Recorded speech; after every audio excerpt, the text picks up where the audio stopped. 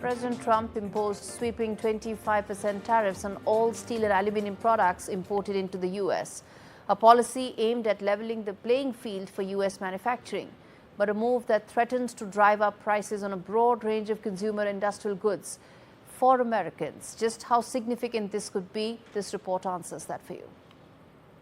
For a long time, and congratulations. With less than a month to go before Trump's tariffs hit India, the White House has yet again targeted New Delhi, breaking up the issue of tariffs that India imposes on its goods, citing high taxes on American alcohol and agricultural products. India, 150% tariff on American alcohol. You think that's helping Kentucky bourbon be exported into India? I don't think so. 100% tariff on agricultural products from India. Meanwhile, Trump's increased tariffs on all U.S. steel and aluminium imports took effect today, stepping up his America First campaign and drawing swift condemnation from across the globe. Responding to what they call Trump's unjustified tariffs, the European Union announced retaliatory measures on all U.S. exports worth $28 billion, covering a range of products from steel to agricultural goods. China and Japan too signaled firm action would be taken, while Australia stopped short of retaliatory action. The European Union must act to protect consumers and business. The countermeasures we take today are strong but proportionate. As the United States are applying tariffs worth $28 billion, we are responding with countermeasures worth 26 billion euros. This matches the economic scope of the tariffs of the United States. However, hours before the tariffs took effect, Trump halted his plan to double U.S. tariffs on Canadian steel and metal imports to 50%, marking the latest skirmish in a trade war between the two countries. Trump's fixation on tariffs since taking office and his flip-flopping on the matter has rattled investors, consumers, and business confidence to a point that has worried economists that it could cause a U.S. recession or a Trump recession that could hurt the global economy. Earlier signs of an economic meltdown were seen on Tuesday, when the U.S. stock market lost as much as $4 trillion in value ahead of his threats.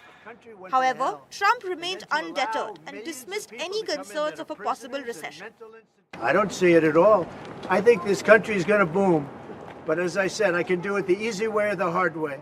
The hard way to do it is exactly what I'm doing, but the results are going to be 20 times greater. Mr. President, you asked... And remember, Trump is always right. The U.S. president's trade war is nowhere close to the end, with the Trump administration constantly highlighting the unfair tariffs imposed on American goods, including India's high levies on American alcohol and cars. With Trade Minister Piyush Goyal back in India, one will have to wait and watch to see whether India will be able to avert the U.S. tariffs before the April 2nd deadline. Disha Bagchi for NDTV World.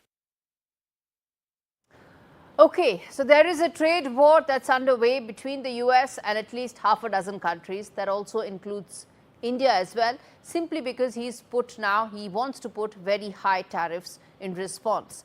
Add to it the fact that global investment sentiment is now suddenly turned bearish because protectionist tendencies have a way of wearing business climate down. What does this mean? Let's get in Gulzar Didwania, who's a partner and global trade advisory leader at Deloitte.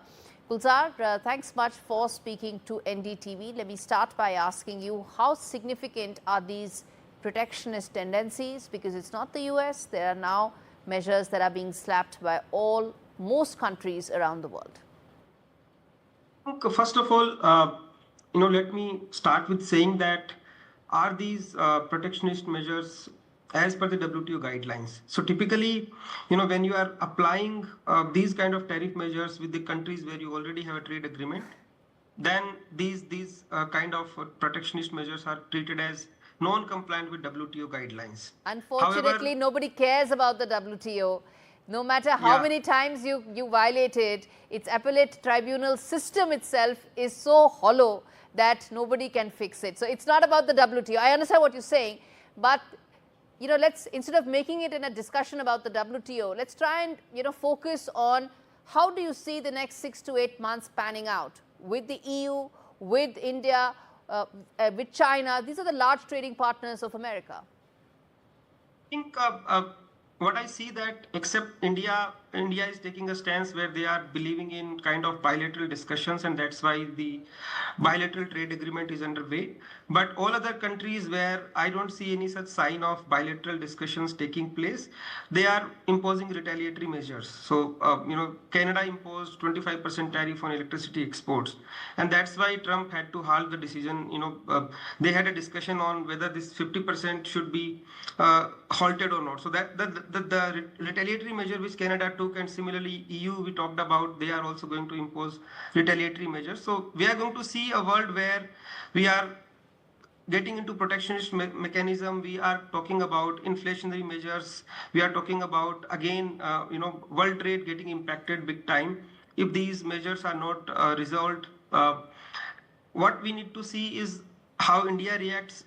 India, we are talking about Piyush Goyal's discussions with the US, all, recently concluded. He came back to India, and now they are seeking inputs from the exporters. How the exports from India to US will get impacted because of these kind of measures. Do you see, so trade numbers, bilateral trade figures getting impacted in the wake of these very serious tariffs that are being imposed or talked about? It's sector by sector, one has to see. If you talk about pharma sector, yes, they are really worried. If you talk about, IT sector, they're not that much worried because we hardly, import anything from US, and therefore the duty rates are also not that high. So sector by sector, agriculture sector is really worried. So one has to look at sector by sector. Steel, impact. aluminium, alcohol, agriculture, Yeah, automobiles. These are your sectors which are worrying.